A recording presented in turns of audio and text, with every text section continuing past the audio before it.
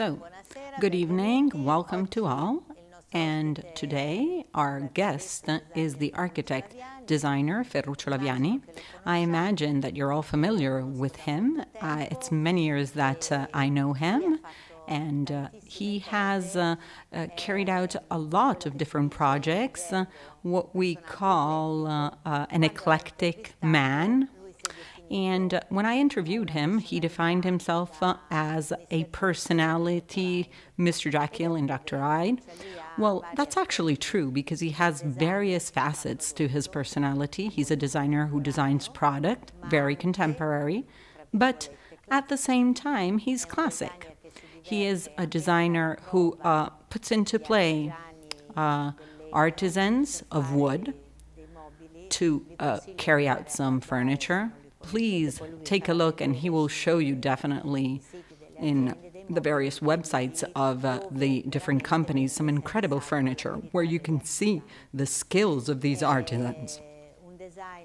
He is a designer, an architect who has carried out, at least I am a great fan of his stores, and it was extraordinary. He's laughing, but it's extraordinary, called Piombo, in the end of Via della Spiga, and it was a masterpiece, cared in each detail. I must say that I really suffered when they closed it because the financial problem of the trademark, it wasn't his problem. He was like a victim of this disaster of the trademark. Piombo now has a very hidden store. Oh, great. Let's hope that this actually remains and lasts. If you have been at the Salone del Mobile, well, you have seen the cartel stand. Well, all the exhibition design is made by Ferruccio, and every year he invents a new one. The store is designed by him. He had done these red curtains because it was like the theater for Expo. He designed some store windows with a lot of imagination. A very nice photographic exhibition. I remember that real well. It was still for Cartel in Triennale. This is just my memory and what I remember of the things that I've seen of his projects. I'm definitely a fan of his. In my book, Terrific, there are several of his works because in the field of designers who are collaborators, who do not do unique pieces or experimentation, but who collaborate with brands, he is the one who can manage to give this borderline effect. And this year I was enthusiastic because he has designed for M. Mobili, this company who is a great artisan of wood, a sort of pied-de-poule furniture.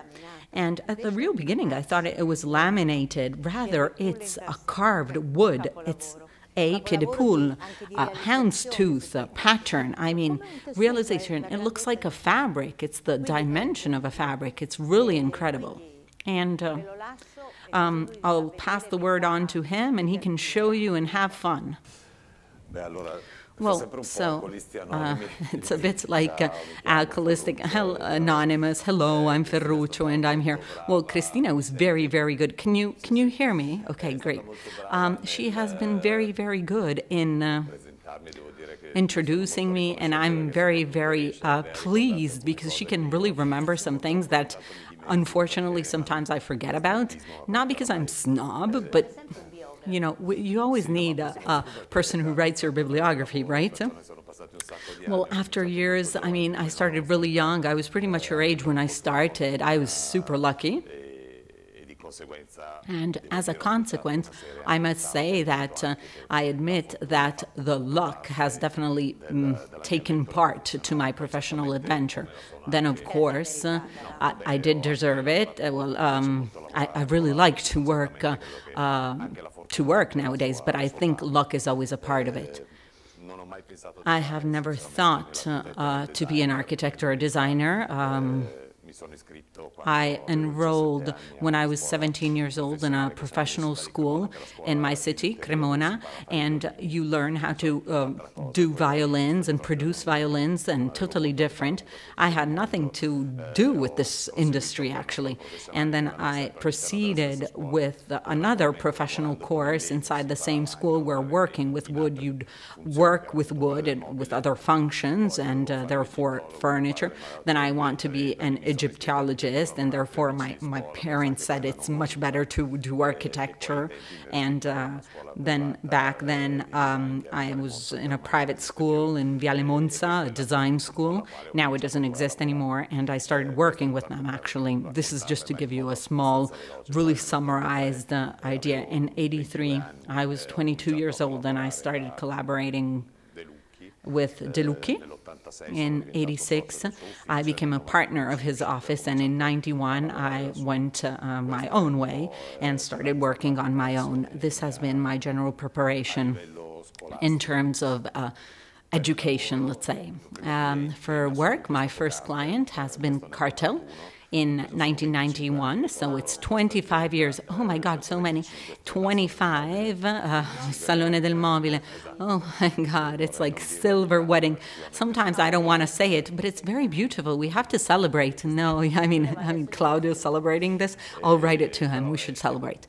Anyway, it has been very, very nice, because when I started designing the stands and the booth at the fair, they didn't really have an appeal. It was just a commercial moment, because probably at the time we didn't speak about image, like brand image for design industries.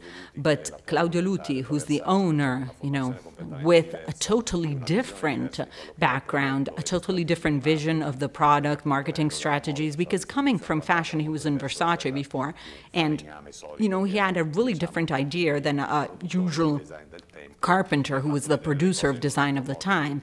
He saw things differently, and a lot of what I've learned and what I do, I definitely have to thank him. And from all this, we understood it was a great moment of communication, and therefore the booth at the Salone del Mobile was something very important. We started very softly, because at the real beginning we had to explain what was happening in that company. They were coming from the 70s and the plastics production, and therefore it had that appeal that was not so appealing and a bit shabby, with an attitude that was totally different in the project of plastic that was carried on with the 80s and 90s with Stark, and therefore we had to communicate the company in a different way. And therefore the first stand, we thought that we had to do like these small little setup inside the booth itself. They were like some photographic sets, reduced in their dimension, to show plastic in a more normal context, which was that of the beginning of the 90s. From there on, every year it was like an adventure, inventing something. I am the first one who doesn't really want to do this, because it seems as if we're working with special effects every time. But now people, the first thing they do when they go to the fair, they go and see Cartel. What are they doing? Then they look at all the rest. But it's not to tell you I've done, but to make you understand how things have changed with a different attitude, the value of a stand at a fair compared to 25 years ago. In all this, we have worked as professionals, and as Christina was saying before, the thing that I have always wanted to underline in my work was that I'm not an artist. I don't do limited edition, even if, of course, for some clients, we do some work which is limited. We don't do great numbers, but what I want to do is take advantage of the companies and move these companies towards some directions which are not the usual ones, to create appeal and attention. Well, I believe that it is definitely very important, especially nowadays with the crisis, which did not exist 25 years ago.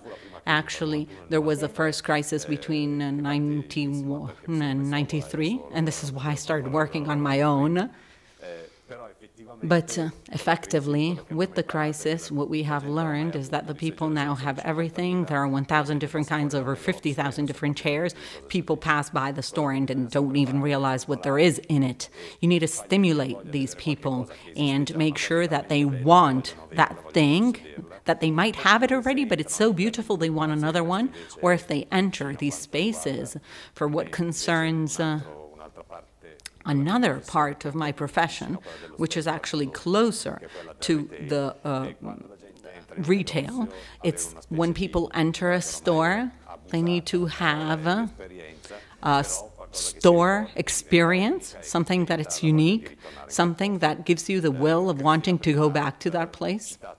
Cristina mentioned Piombo. Well, it's not probably the most important work, because if I talk about retail, everyone remembers Dolce & Gabbana that I've designed, but I started working with Dolce & Gabbana because I've done Piombo.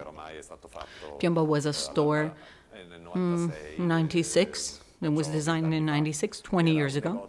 It was a store that was starting from the concept of having this open house, basically open, teared apart in that sense.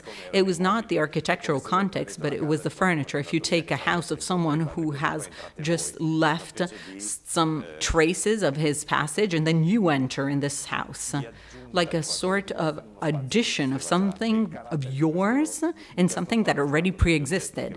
And the characteristics of this space is the objects and, of course, the products, that in that case it was clothing. This for two reasons, because the company was a very small company at the time, and there were some problems of replica of a format in foreign countries.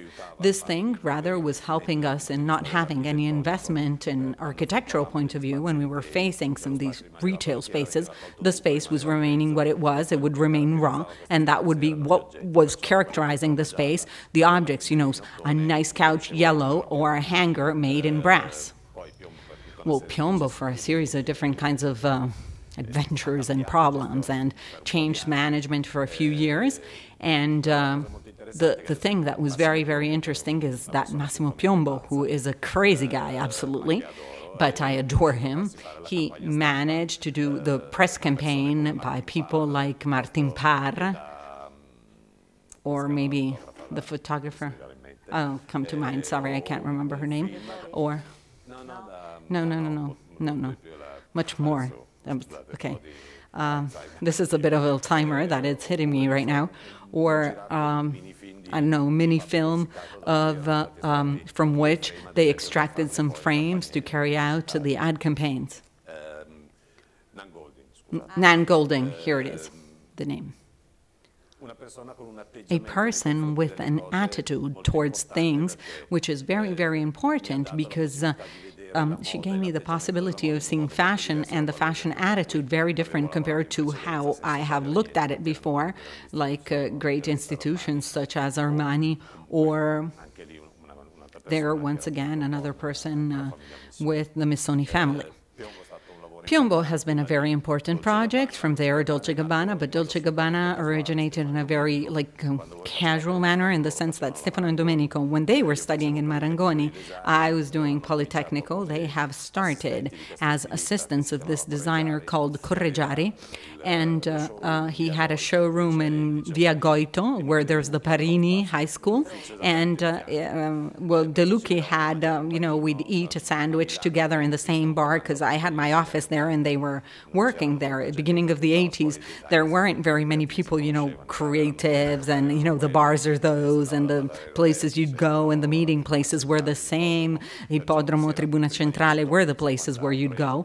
And growing in parallel worlds, because when they have started, they worked with other architects at the real beginning. Then one day, for a series of different coincidences, they called me and they said, hey, but, we realized that half of the house is designed by you, because the furniture you've designed is in our house. And from there, we started working from 99, 2000 with the Ex Brigatti, the menswear store in Corso Venezia. Then we have defined the format of the women's wear in Via della Spiga, then the Metropole and the private houses and so on. This is a bit everything. I will show you a bit quickly because I really do not want you to fall asleep. And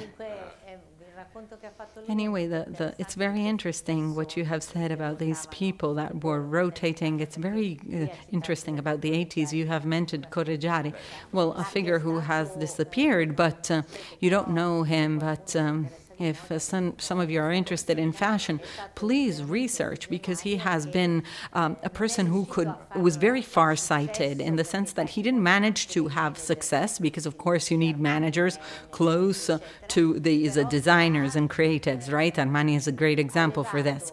But he has created some very successful designers. He has carried out some great inventions in the fashion world. He's a great friend of mine. I know him personally, and I'm so sorry that now he's, backstage now. But he is a person who's very interesting in terms of the materials, the trimmings that he worked with. There are these kinds of friendships have definitely stimulated the exchange between creatives. I must say that my life has always been also professionally, but not only, magic connections and magic matches, like Castiglioni, that old generation. I had the chance of working with them. And of course, there are some things that cannot be substituted with anything else. They're so precious. It's just like luck, Well, I want to stimulate the students, and, you have to look for fortune, right, and luck. It's you have said something very important, magic matches and magic meetings. I mean, the fact of your public relations. I tell you this because, many things you do on internet and everything. When I tell you that if there are some exhibitions, there are some events, you have to go. Because going there, you have the possibility of meeting people. And meeting people, you have the chance of carrying out some experiences that only there, live, you can carry out. And what you find on internet is not what you see in reality. And therefore, my stimulus is go.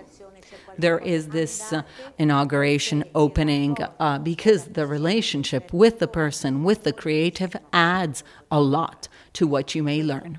And I tell you this because I'm getting inspiration from what he tells you. In the meantime, seeing a bit of slides, some other things will come to mind.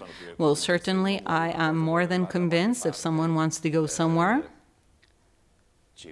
you can. Okay, if you want something, you get it, basically. I don't know how to say it. It happened to me, and I believe it can happen to anyone else. I mean, a series of different points or targets. Without forcing things, I reach them, and I have managed to reach them. You really have to believe in what you do. If you don't believe in what you're doing, do something else, okay? That I'm really convinced about, or else you're wasting your energies.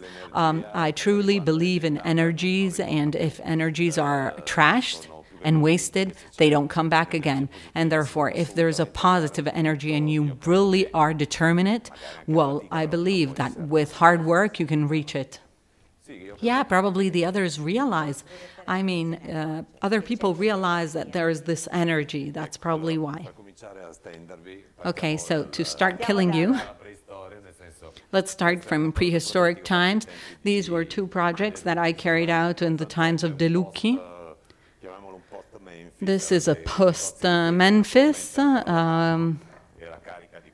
The hand and my design and my creativity was rich of this design. I was architect designer, and I started working totally embedded in the will of meeting Ettore and being part of Ettore Sozzas, of course, and something that I wanted to do and take part to Memphis. And in this, the inspiration is Japan, because Japan in the 80s was the mecca of the future. It was the most incredible things you could ever see, either minimalist and 100% or absolutely. I remember the first store of Gautier in Yokohama, I believe. Well, it has this facade as if it was like this Band-Aid of lead that was entangling on the street. Besides the fact that now China has brought us to a level of projection towards the future, and I still do not believe that we can see. It's not only a matter of potential power, but I believe what the 80s Japan was, nowadays we can't see it yet. In terms of aesthetics, in terms of fashion, in terms of design, architecture, I believe that still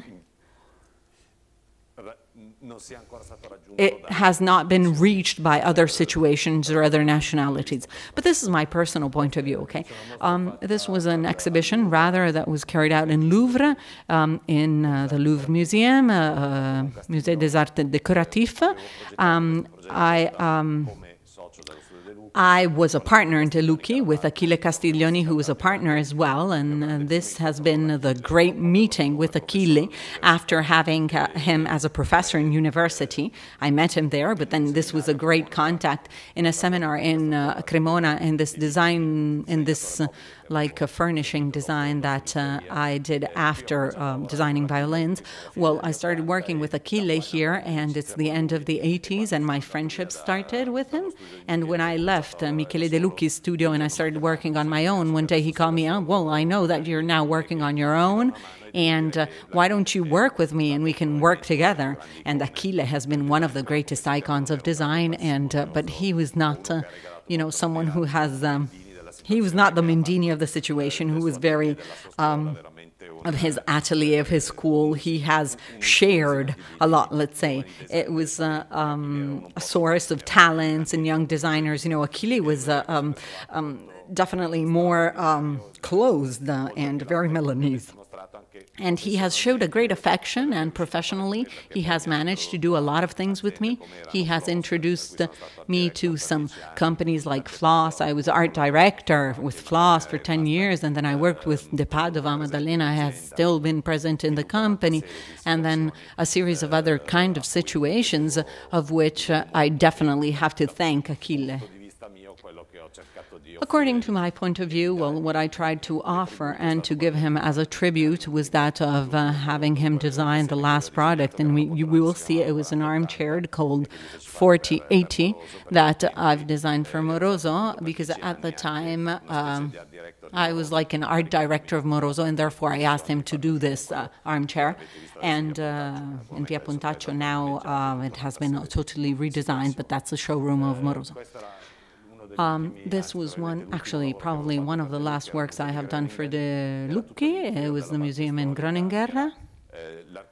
It was the architecture all developed by Mendini, and the interior was divided into 3 studios. One was De Lucchi, the other was the historic part, in fact.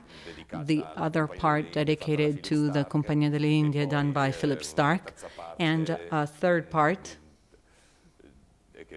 that I can't remember anyway, by another Austrian architect. Copperniman Brown. And he has done all the contemporary part, all the outer part and the roofing. This is the showroom of Moroso. After my refurbishment in 91, 92. And this is one of the first... This is a very, very nice sofa designed by the Japanese Suyama. I don't know if they still produce this. It was the period of Ron Arad when Moroso started moving from a collection which was extremely bourgeoisie all the way to accompanying Kita. And this was one of the first design of the showroom. Here you can't see it real well, but this was the presentation of the showroom. This is a very nice idea, because when we've rented the space with Moroso to open it, it was January, and the Salone del Mobile was in April. We didn't have the physical time to do this presentation. So what we had to do is show the space, but that was not finished. We had, the soil on the floor. We didn't have any pavements. And therefore, we put inside all our products of Moroso, all with colored latex, all coated. It was like the red, store windows, those of Amsterdam, those like of the whorehouses in Amsterdam. And we cut out all the invitation in transparent PVC, red once again, to then send them to once again recall this low budget. This is the armchair. See, they were all done like this, all using these colored latex. Some handbag producers from Bergamo helped us with this, coatings of latex. And I asked some people from this social center in Milano. They used to do graffitis and stuff. They were street artists, and I asked them to do these graffitis. This collection was Hotel 2000, the name of the collection, and it was dedicated to the contract.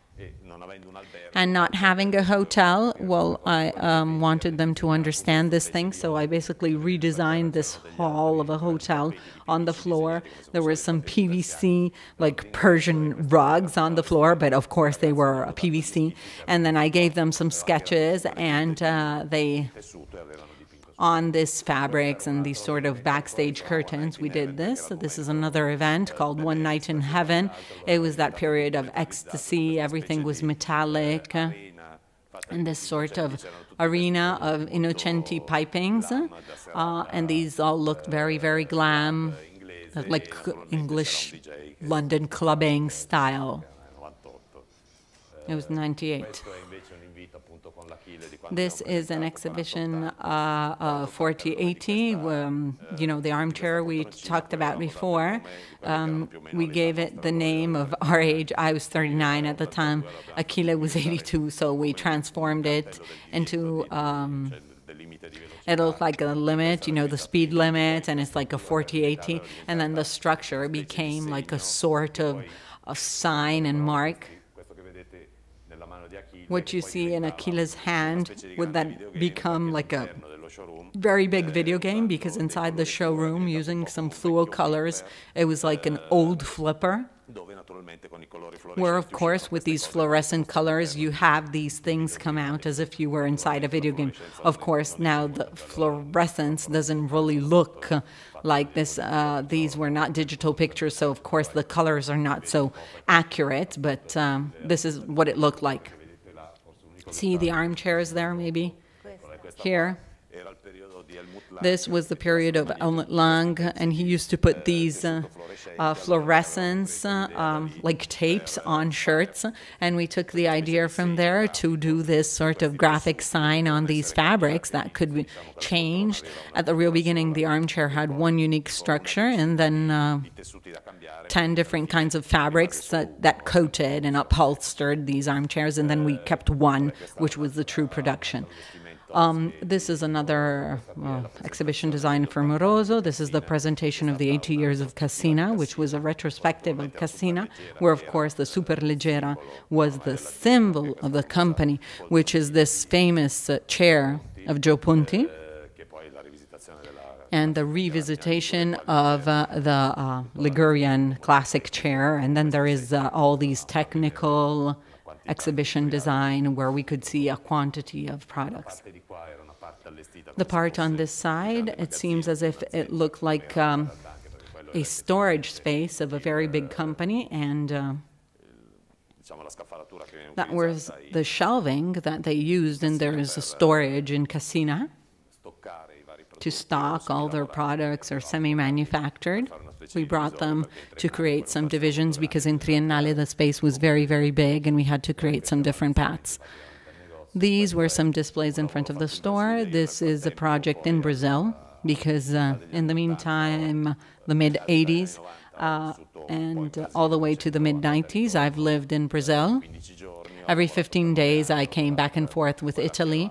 I have worked with a very big producer there in Brazil called Forum. They had two lines. One was Forum and Triton. That was second line streetwear style. And these were some stores where in the reality, well, this is a bit more complex to explain because in Brazil, stores are very small and they need to have all the stock present in store. What you see right here behind the graphics, it's all the stocking, where there were some guys who would basically live in the stock because what happens, they are like closed in this false ceiling, and this they had the possibility of going on this like skyline where they could actually walk on this. This is another presentation done on jeans in São Paulo. This is De Padova. As I told you, I worked for 10 years with De Padova, inheriting from Achille Castiglioni the display of the store. And what I actually tried to do is follow his direction and his path, adding a bit of my own.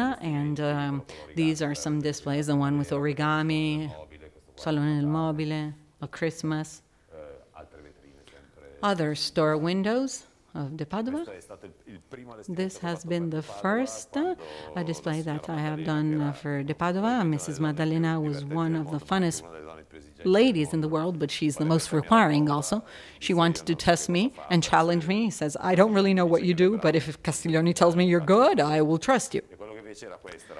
And the idea was to do this sort of installation inside the store, therefore very far away from seeing things, and it was something that dealt with art and design. And of course, I did this with some pipes that were PVC construction piping, the ones you see in work sites, construction sites, colored with 3 different colors. It cost really little. It was very cheap, and it looked, it was unexpected how amazing it looked. She was a person who was very close to money and the fact that it was so cheap, this installation. She loved me. And I worked with them until the end. She stayed in the store. I worked a lot with Piombo, and I followed, besides the interior, also the brand identity and communication. It is something that I do sometimes, like I do with Cartel, and I have done with Floss in the past.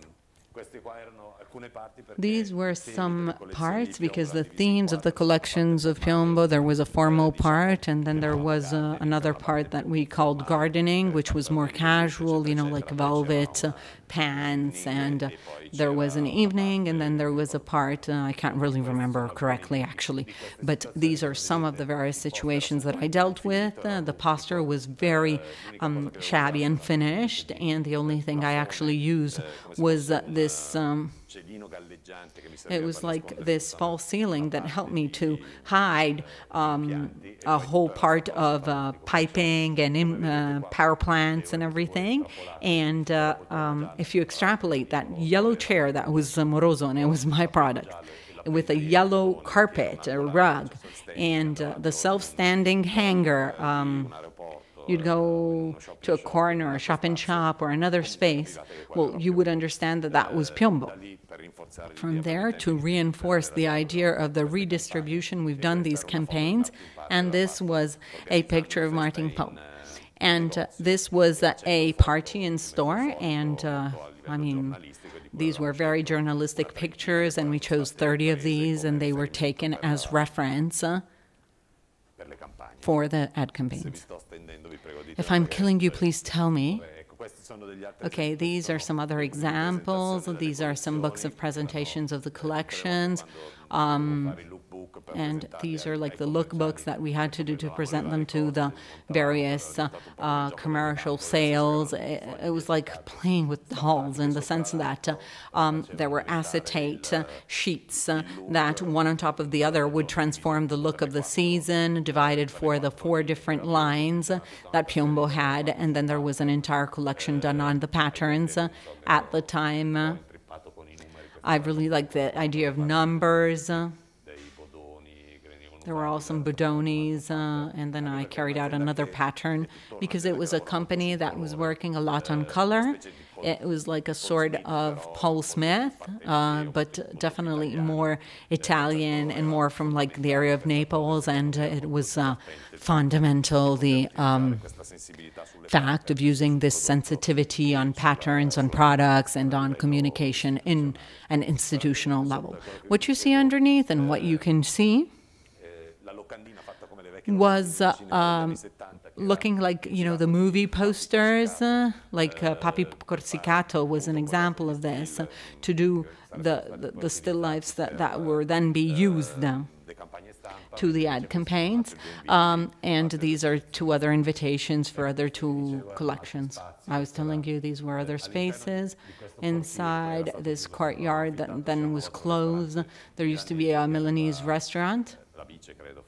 It was La Bice, no, Alfio, that had this courtyard, and there was this trunk of a poor tree, and I left it there. I thought it was a positive presence inside this space. And this was a formal part with all the evening wear, and you can see really, really well the entire outfit exposed. And that was the women's collection that now doesn't even exist anymore. This is another retail project called Society of Limonta, a great Italian producer of synthetic moquettes, carpets, and he has opened his own line of house textiles. I have worked both on the retail as well as on the displays, and of course now things have changed, and the focal point were these staircases, or actually these ladders that were painted in red, and they became the display for the entire part of tablecloth, covers, quilts in the various stores and store windows. This store you can take a look at. It's still there. It's in Via Palermo number 1. It's still like this. It's just that the furniture is still the same. The store window has changed. The ladders are still there, so you may see this. This was another of their store in Rome. This is Arezzo, another producer of, he's from Brazil. He produces shoes. A store that hasn't lasted very long in Rio. Same store, shopping mall in São Paulo, Iguatemi. This, at a certain point, Vitra has started to rent half of their stores that they had around the world to Axor. I was a consultant for Axor in terms of retail, and therefore in the half of the spaces of Vitra rented to Axor, I did all the part dedicated to the bathroom, and we've developed all this retail project.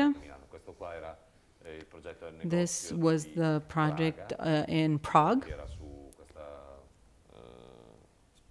which was like a sort of platform, floating platform on the river. And these are some of the stands of Cartel. This is the one of 2003. There was the Gulf War at the time, and therefore there were a series of problems. It's true we're doing plastic furniture. It's true we don't really do much. We have to say something, right? We had to say that things work when there's no mess around, and therefore it was an ironic way to say it's like, you know, the notebooks of the 70s, this pop iconography,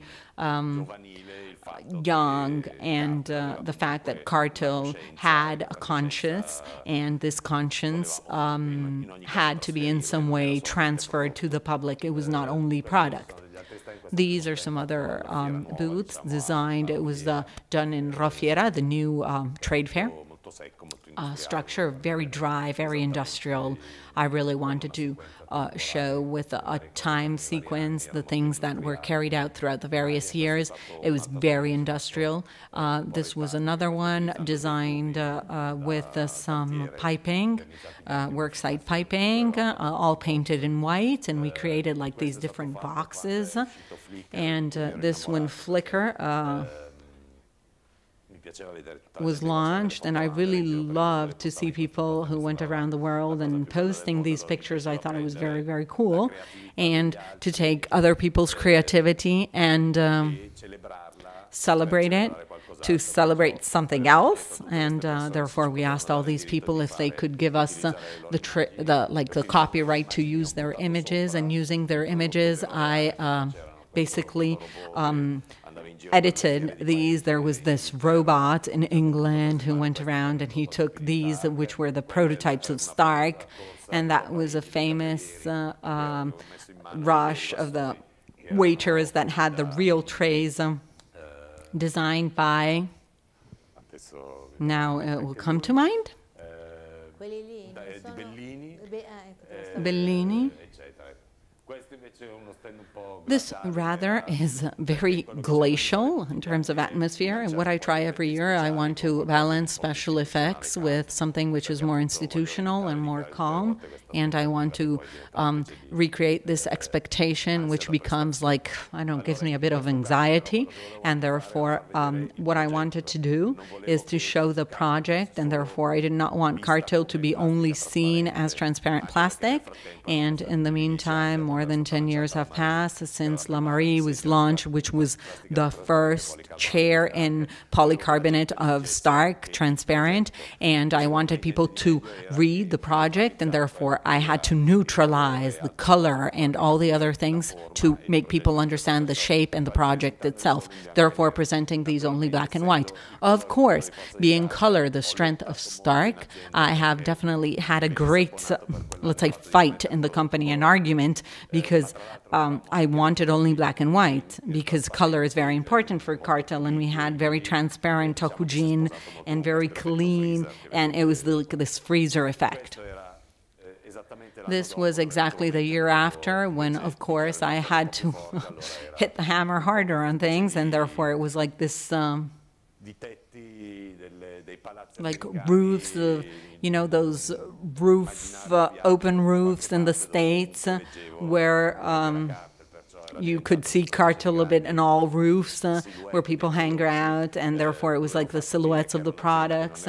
And I had to explain that it was not a company of products, but it was icons of design, and therefore cartel is the most famous company in the world of design, and it was correct to celebrate them all and have people understand in a way that it was more of a display to explain the commercial functions of these products. Okay, I'm saying these are our musts, our icons, and therefore for people to say that here we had products of Giocolombo, Anna Castriferrieri, and Stark, Citerio, and so on, it was commercially something different. On the other side, rather, you have their Wonder Wheels. It was like a series of objects that cartel in the years have developed on wheels. It was like trolleys, chairs, and well, a series of different kinds of objects that had an irony to them. And the presentation, I put together a commercial need with a will of communicating things. Anyway, this was another stand designed for cartel, definitely more serious. This one 2 years ago? Oh, 3 years ago. And it was called The Gallery. We had this idea that we knew that we had Expo, and Milan would have been the location for Expo, and Milan would have been the capital for Expo of a certain type of manufacturing skills, and show that Milan was still the capital of design, and therefore I wanted to take something that was very Milanese, not only Italian, the Galleria and the Passeggiata, and the stand was constructed exactly like the Galleria, and all the stores that we have in Galleria were the display for the single designers. So I took to work on the iconography, all the logo types of the most important brands, and I transformed those with the names of designers. This was last year, where this gold trend, and I didn't want to come this year with the gold, but I didn't want the stand to appear to be a stand that was that of a bling-bling culture. And I wanted to link a story as if it was a dream where everything was becoming golden. Inside these sort of cages, we had all the products with these new golden finishing. And they had to be strong just as much as color and transparency had been for Cartel. And of course, telling this in a different way. I thought of the film of Mishina, where there was this great limbo, where there was this golden theater, where there was this catwalk, and of course, painting the entire stand with these golden leaf. It was the gold in the gold, and therefore always trying to be very ironic in order to be avoiding to be taken seriously. And, well, this is the stand of this year, where rather I wanted to show Cartel in a different way. Well, today there's this idea of decoration, this retro decoration, and to me it was very important that people would reread the entire Cartel catalog in a different way, a way where you can understand that the plastic could be placed in contemporary way and become Dimore Studio. It's not only the world of the 80s and 90s with plastic. Cartel is a company that recycles itself, that proceeds in time, and it's up to us to mix things, to make them contemporary. It is, of course, that this lamp that I have designed 15 years ago, transparent, is dated, but of course, in another context, it can have a totally different life. Here you can see, like, for example, the first chair of Philip Stark, which, like, for example, these chairs that are absolutely used with some marble, and it seems like a chair done now, and it takes a life which is totally different compared to what we have been used to seeing with the fake aluminum that was the mantle, that was trendy at the time, at the beginning of the 80s, with the pastel colors. And therefore, once again, every time, it was a matter of reinterpreting a company in a different way. This is another example of the stand. Of course, everything was fake. I took this idea from a fashion show of Prada and Thomas de Ban in Berlin, and this was the correct communication for this year. And therefore, an interior of a high society house, extremed with some volumes of German architecture of the 30s, and therefore very institutional and very overloaded. But I needed to do this, like, sort of backstage or to show the product.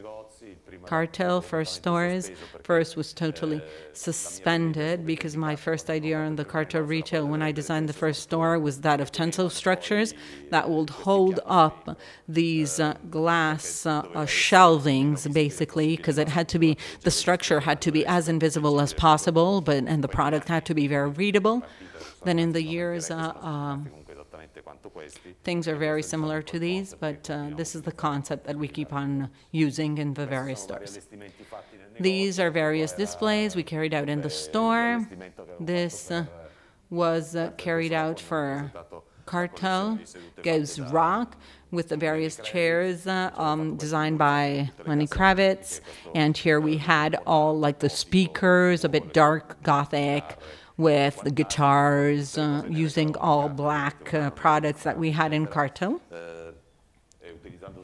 using all the graphics of the LPs, and then there's an old 45 LP disc. And then last year there was this mood of, you know, chefs, and Cartel was presenting again objects for the table, and this is like the celebration with a table set. It looks a bit like Fornasetti style. On the other side it was very colorful and transparent. This is this year, where I definitely had to battle for this to produce 8 vases of tsatsas that he produced, he designed 10 years ago that were never produced for technical problems, for compatibility of different kinds of personality. And on the other side, I took this risk only if you're sure that this can be felt by the public. And I said, okay, I'll do something else. I will contact the owner of Memphis and I want all the old fabrics of Memphis to line all the textiles of Cartel. And therefore, there is this tribute to Ettore. This Cartel goes Sozzas. So Cartel become Ettore Sozzas with a tribute to Memphis. And we have once again upholstered the patterns of Michele De Lucchi, the chairs of Lissoni. This pattern, which is Le Tracette of Ettore Sozzas, which was placed on these start chairs, and then a series of other contaminations. As you may see, the contamination is on the store windows and therefore the display of the entire store. For 1 week, it went back like 30 years and it looked like a Memphis store. This is another view of the store. These are other kinds of display. Exhibition Christina mentioned in Triennale. This was the exhibition of this book called Cartel. It was a book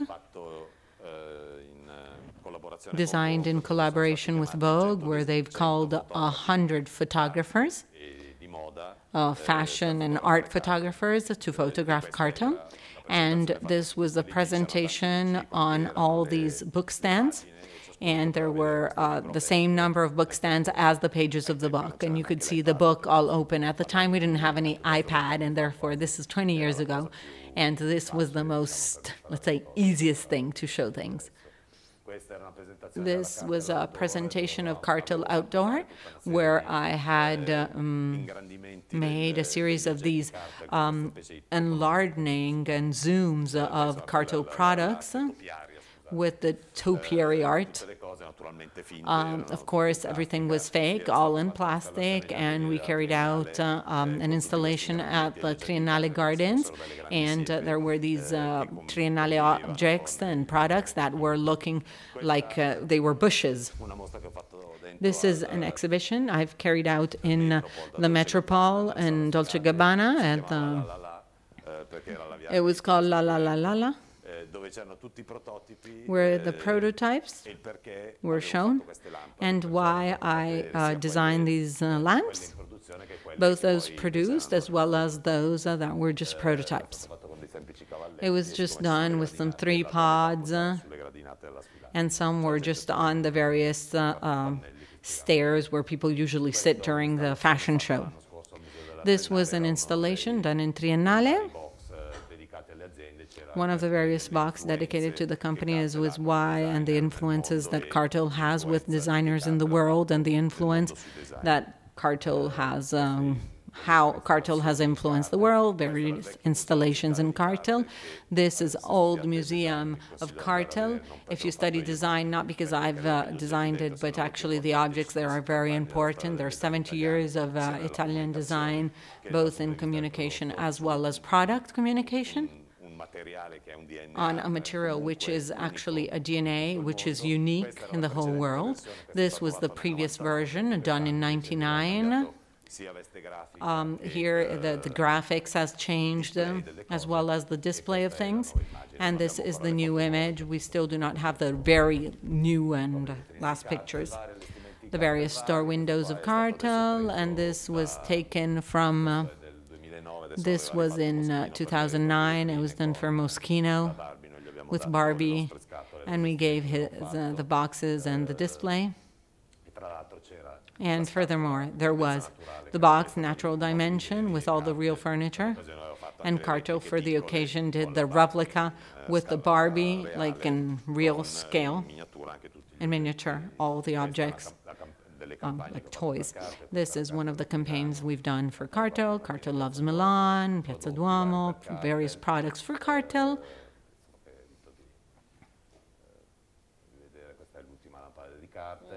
This is the last lamp for Cartel. We are starting to put it in production. This is the entire collection, Cartel fragrances. Cartel started to produce on a license all these like fragrances, candles, diffusers.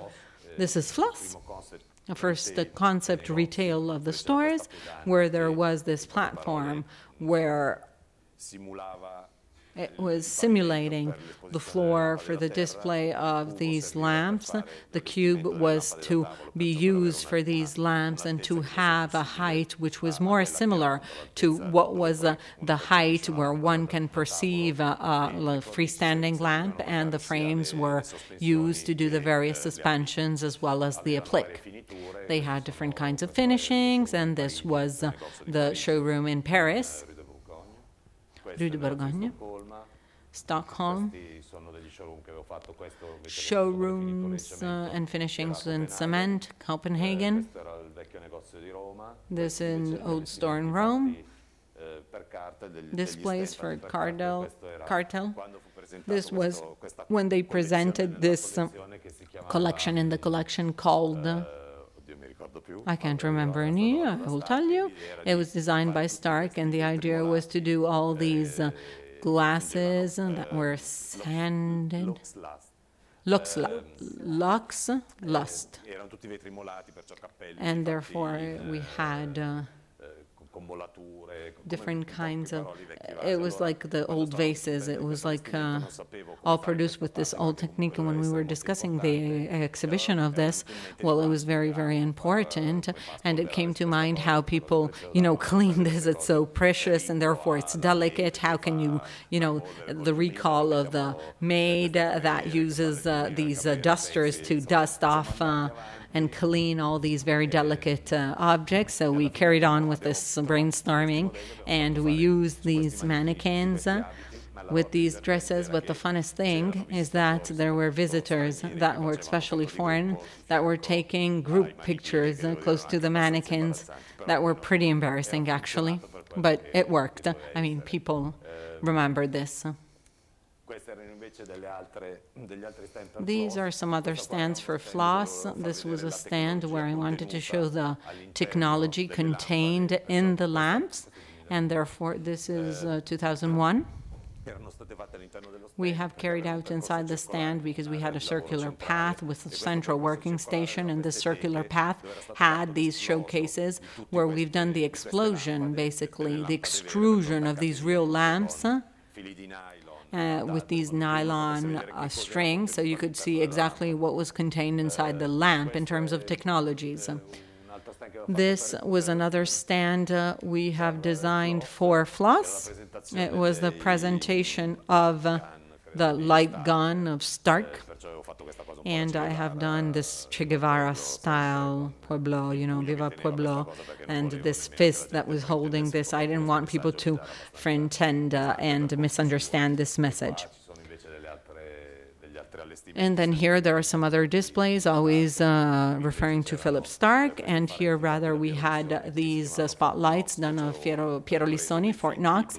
And therefore, I took some fake gold blocks, and this illumination was done by Giovanna Gradwunder, who had designed these lamps for the ceiling, made in ceramics, just like the Chinese soba cups.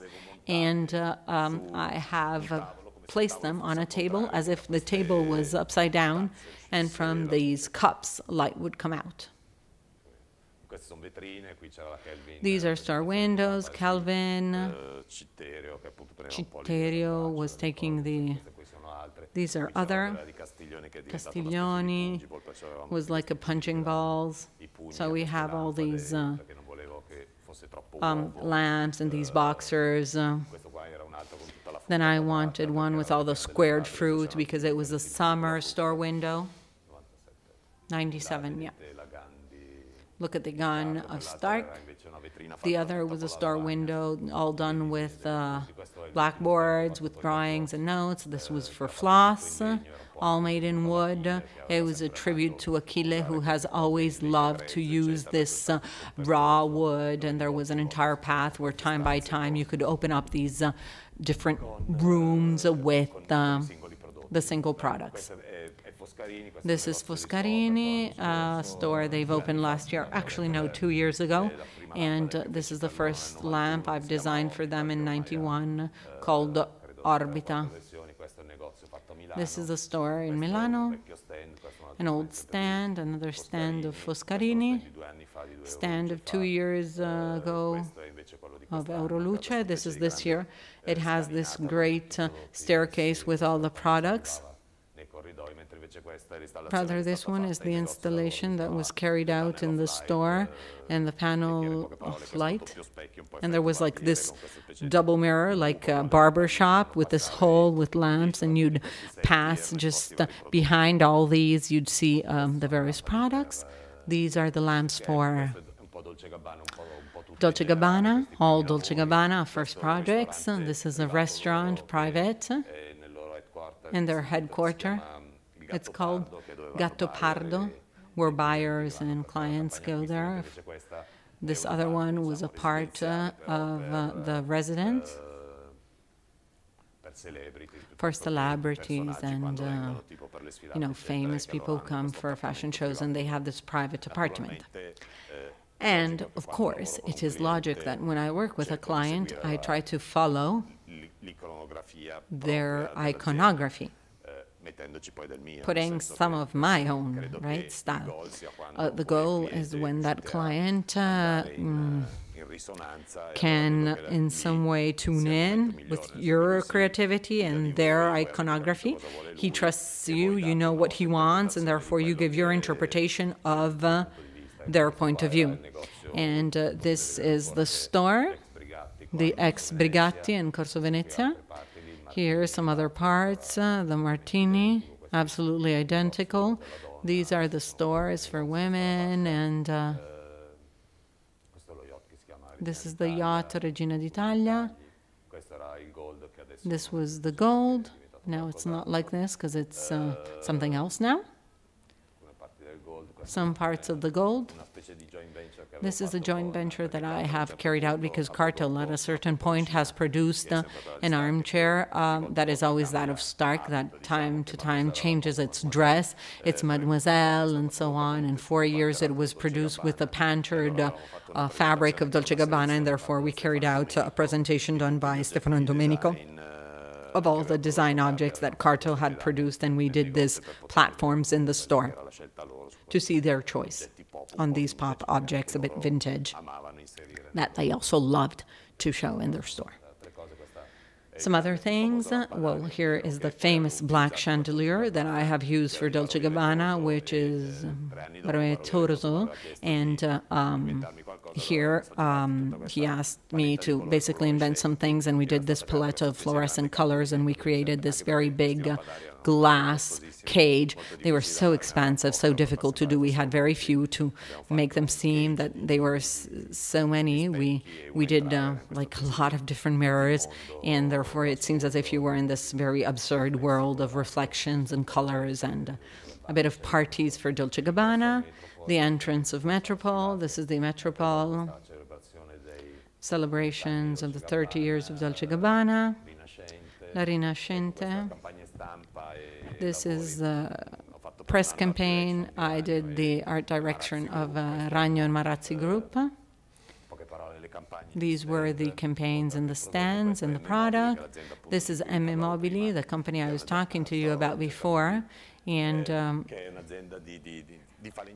this is a company of just carpenters. They were great suppliers of Curvato, and now they have a finished design product that has a series of different kinds of valences that made it rich and recognizable. And therefore, I really like to use their skills as artisans and transform this as an industrial product without the boredom that wood can give you. This is a table I have designed for them like 5 years ago, called Capri, all lined with ceramics, colored ceramics. So various catalogs, different kinds of products. This is the sofa that was used for Dolce Gabbana that was put in production. Various furniture. This was the presentation of last year of this collection called Tudor.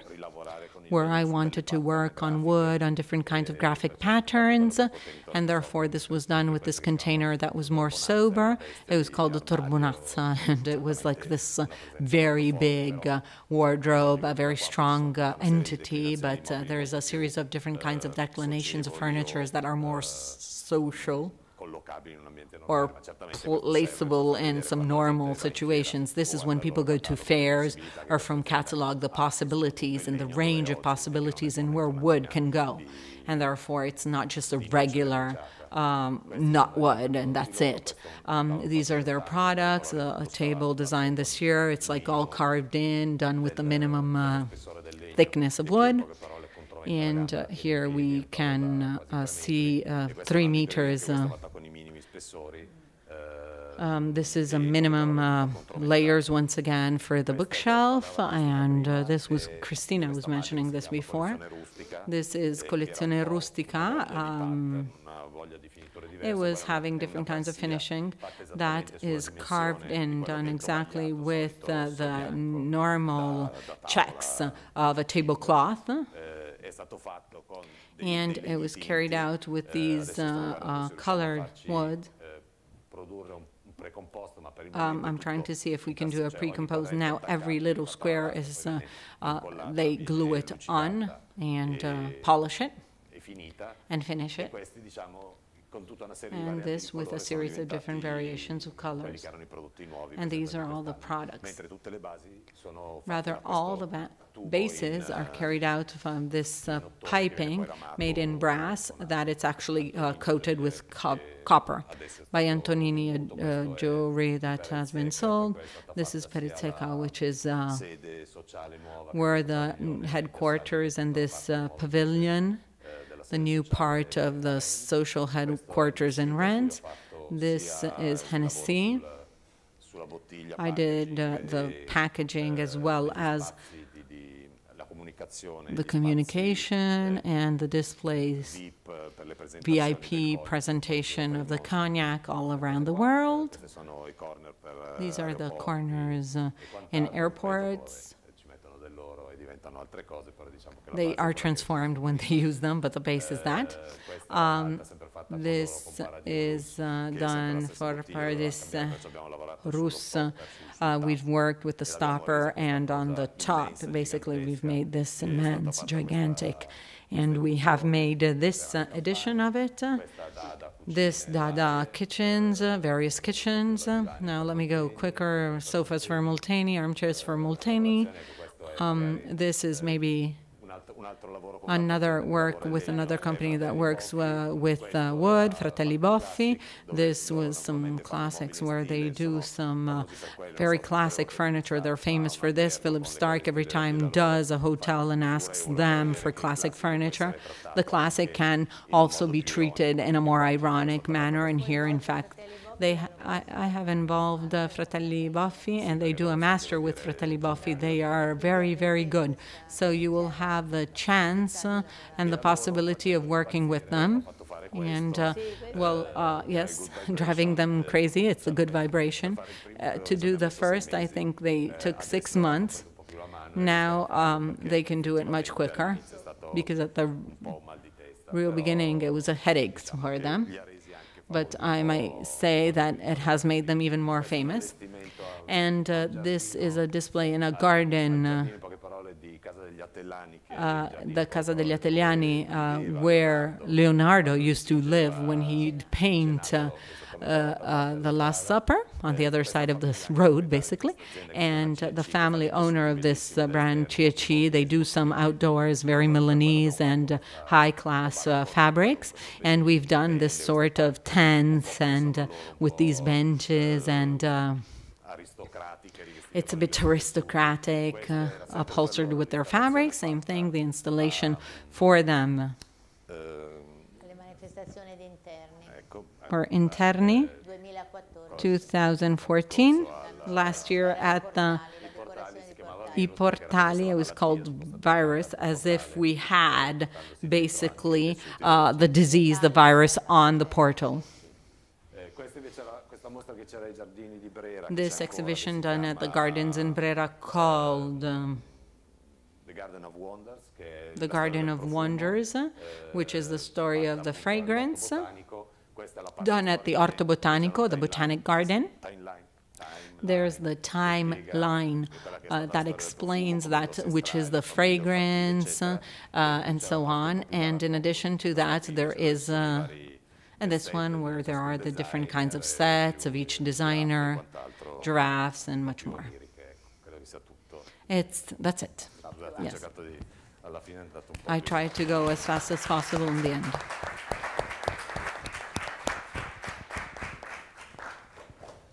That's it. No, I mean, I made things. Do you have any questions?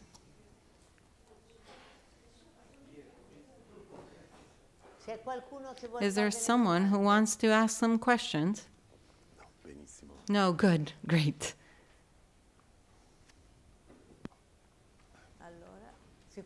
Are you sure? There's nothing to ask? Well, it was done with a 3D model. Before, we've built the 3D of the original furniture, and then from the 3D, we have interfered on the 3D, and therefore from the 3D, we have had the physical model to give to the CNR machine that could then be cut. I mean, imagine to do a prototype of this glass with a 3D printer. We have built first the finished normal furniture, and then after that we have moved all the parts, and naturally there was a graphic model, and therefore everything you'd move would still remain a 3D model. And from that it was done from a CNR machine that works like a printer, and we'd put and every time it would cut the piece, and then it was replaced where it had to be placed. Yes, it's done in layers. Of course, you cannot have that depth in wood. It's done in layers. We have divided all in different sections, and then it was all piled. It's all done in blocks, because of course the machine cannot work a piece this big, or at least the ones here, they can't work this big piece. Cutting something like this, which of course being designed in a 3D, it's also pretty defined in the details, and it needs a lot of time, and especially on wood, they cannot go so fast or else they burn, and therefore it has some very long timings, and 3 centimeters, I mean, and they had nothing to do. It was the machine doing that, and therefore it has been very nice. People thought it was just a 3D when it was presented. In reality, it was existing. And it was so... Of course, it was a deformation of a 3D, and therefore it was very strange that you could really do that thing in real. Yes, they have it. Yes. I know also the amount, how much it costs. I don't want to say it because I'm shy. No, they do it. They do it, yeah. They produce it. 3 days ago, a person called because they thought I would sell it. I gave them the address, and they said, okay, I told him the price, but they were happy with the price, and so a lot. It costs a lot. They do not do turnover with that furniture because they'll probably sell 2 a year, and it's a big party probably.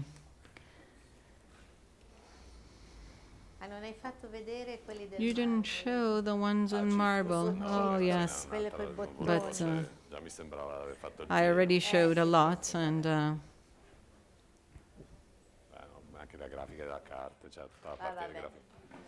the graphics of Cartel, and not even the table with the tablecloth. No. See how much of a fan I am, because all that is in my book, Terrific, and therefore I know it real well. But I didn't want to exaggerate, it never finished. It's a never-ending story. Are you sure? No more? It's okay. I'm only happy. Oh, okay. I have a question. I'm not speaking as a designer. I do something very different here in Istituto Marangoni.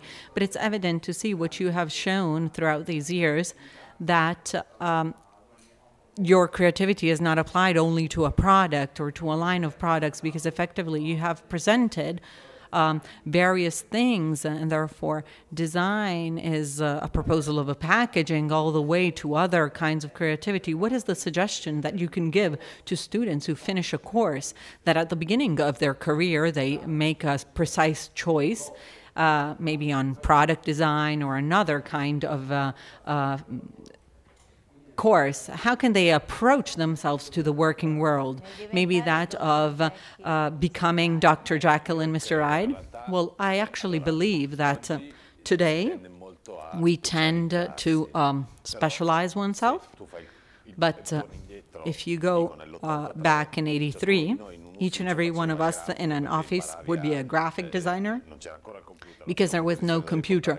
You had to do photo composition, you had a person who had to do the printing squares, and then you'd attach them with scotch, and then you had lenses to make things and zoom in. We do a bit of everything, and I must say that this has been very important because it has given me the opportunity. Today, of course, everything has changed, because every time I say I am born analogic and finished digital, it seems really stupid what I'm saying, but computers, the first one on my desk was the first Macintosh. It looks like a bag. And it was '92, and therefore the years before it was all done in pen and ink. And I mean, now they're printing with the inkjet. At that time, it was serigraphy, where we would take, with the pen, and we'd paint every single part. And therefore, well, it has been a great change, and now technologies are different. But I must say that the fact of having a general knowledge, 360 degrees, on a company, well, then I know how a layout has to be, or if I have to do a photo shooting, to do a setup and to speak with a photographer in dialogue with his work. I know exactly, on the other hand, when I am designing a product, if it's correct or not. I have a connection also with those of the sales and distribution for retail project. And of course, you're better at things rather than others. You can see I can do chairs, but, no, excuse me, tables and lamps work real well, but then actually it's terrible when I do a chair. I'm not so good at doing chairs. Some are good at cooking and some aren't, and I mean, I avoid to do things that I don't know how to do. Of course, if a company asks me to do something that I do not know how to do, before doing it, I need to convince myself. If I'm not convinced, I don't do it. You never finish learning. One of the sentences I always repeat, it's not because good Achilles said this, never stop to be curious. The first time you're not curious, you're dead. Because one time he came to my office, maybe he was 80 and more years old, with a pair of jeans of Calvin Klein. It was the top of Calvin Klein. He came in with these, I mean, now, what are you doing? You're wearing Calvin Klein? What do you know of Calvin Klein? No, he was usually with these, very classic prints. He says, I'm old, but I'm not an idiot. I know exactly what Calvin Klein does, and I like it. And this is why it's very, very important, because on the moment when you're not looking around and you don't open your mind, it's very hard. Everything is moving very fast. And the other thing that I believe that I've learned throughout these years, going back to the analogic, is that I'm now, overloaded with images, and I stopped buying books, and I had all these folders all over the place with everything in it. And I have realized that what I see in 5 minutes in a folder that I have of images will remain in my brain 1/5 of when I actually take a book and look and read it. Since people like us, unfortunately, it's part of our work. You need to have memory. I haven't invented anything. It's the base of what I've seen. And I very honestly tell you, I've always got inspiration. I never created anything. And of course, for us, the fact of having evolved something that already exists, you need to know what exists and remember it. It's very important, first of all, to know what you're doing. And I told you, not being an artist, I try to be a professional, and therefore I have to remember if I have to justify a choice or a project and why I've done it, or if there is something previous and a reason. On the other hand, I also believe that it is correct to know a bit everything that happens around us. I wanted to say one thing. I wanted to answer Fabrizio's question. Well, there is a definition. There is a book that, do you know the one of Roberto Marcati? Well, it's a book called Parole di Design, Words of Design. He is a designer who asked all designers what it meant to them, the word design, in a sentence. And therefore, there is a very, very nice sentence in this book which summarizes what he has said, that a designer has to do a bit of everything. And in the definition of design is everything and more. So it means that it has to deal with everything. Everything and more. It's a bit Rai 2. It was a program on Rai 2, Italian TV channel. But let's forget about the chairs, the lamps, the exhibition design, and so on. And then what else? The fragrances. Because in the long run, he has designed for cartel fragrances, the diffusers for diffusers of fragrances for the environment. As Joe Ponti said, from the spoon to the city, from the small to the big scale. And sometimes designing the small can be a big challenge, and especially I have to say there's something else I want to mention, and it's pretty cool today in saying that I took exhibition of the inspiration from the exhibition so-and-so. Of course, art has always been very important, always will be, and always is important, but there are some things that we don't give importance to, which are the ones that influence us on the project. The fact of looking at someone, how he's walking, what he's wearing, and the fact that if you look, like for example, when I've started with cartel, beginning of the 90s, you know, carts for computers, it seems as if there were carts all over the places, and it seemed as if things were with wheels, with volumes, and now this isn't like that. And therefore, the way of living things and the way in which one furnishes one bedroom, the way you live objects. Once television was here, big, it was an object that cost a lot. Now, people look at the mobile phone and don't even look at the television. No one looks at television anymore. And these evolutions make us understand how the fact of reducing things all the way to a certain extent is important. And therefore, we have seen... Oh my God, sorry, I'm pulling down the blinds, but when they are too small and the fact of miniaturizing things, they totally lose, on the other hand, the function. And therefore, we find ourselves, on the other hand, to other excess. And you know that when you reach historical minimum, the right thing is to go to the other opposite end. There are some mechanics that happen and occur looking at daily things. I don't know. I mean, yes, that is something cyclic. Giambattista Vico used to say, corsi ricorsi storici, everything returns, everything is a cycle. You do miniaturization, maximization, and miniaturization again. And so this is not done as much in design, but fashion is master of this. They cyclically return, that correspond cyclically to some customs and behaviors. And therefore, it's really worthwhile to look around yourselves and open your mind. Behaviors, the movies people look at, the books they read.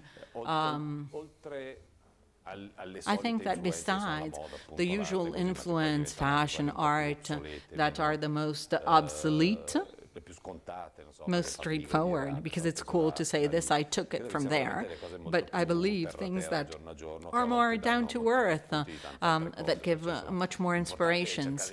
The importance is try to look a bit of everything, yes, on one side, but on the other side as well. We have to understand what could be interesting. If this is your job, you need to understand if someone who goes outside a store and looks in, a passerby, it's our responsibility to make sure that people enter the stores. It's not only a matter of consumism. Is our work is directly proportional with what companies do. People invest money, people do a great effort, and we are there to give a consulting. And therefore, if we do something that it's not perceived, it could be a mistake, and something that it's not understood, but that's our mistake. Our role is that of selling something and make sure people like what we do. We shouldn't like it, necessarily. We have to decide what you want it, how you imagine it, but you still have to be very good at making this idea three-dimensional. We have the luck of working in, transforming ideas into something physical, which is the best thing of this job.